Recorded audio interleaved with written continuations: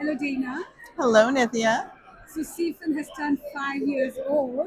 How do you feel? You've been with the company since the beginning. It's amazing in that it feels like yesterday, but it feels like 100 years ago. Like we've accomplished so much, and I feel like we've had a lot of impact, and we've built something really exciting and special. So on that hand, it's like, how did we do that in 5 years?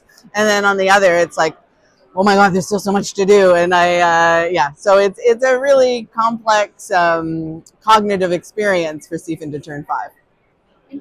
In those 5 years, Dana, what do you think were the key milestones, especially related to food innovation Yeah. in Canada? I think the first milestone was having people understand that food is as big and as an important a sector. I think because the good news is for 100 years, Canada has lived with prosperity and no wars on our soils and we took food for granted. But that means the industry was somewhat invisible. So when people hear that the food economy is $150 billion in GDP, employs 2.3 million people, it kind of surprises them and shocks them because that's so much bigger than, say, automotive or some of the other industries that are in the news all the time. So that communication was a big milestone. The other one was having people realize that productivity is solvable, and it's like exercise. You've got to have productivity on your strategy and in your budget every single year, and the best and easiest way to get to that is by staying up to date with technology. So we've communicated a lot about that. A big milestone for the community we've grown is, of course, is just there being enough of them to really help each other and have this pan-Canadian ecosystem. So we love that both in person and online, our 8,500 members are helping each other, and that's kind of exciting because people always say, well, no one's going to share their secrets, and no, we don't want them to share their secrets, but sharing best practices, making recommendations.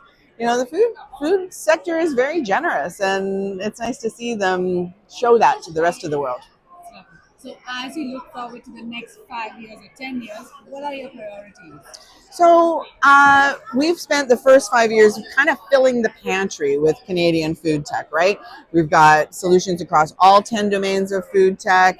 And now we really want to help medium-sized companies to engage with Canadian-made solutions, but just solutions generally.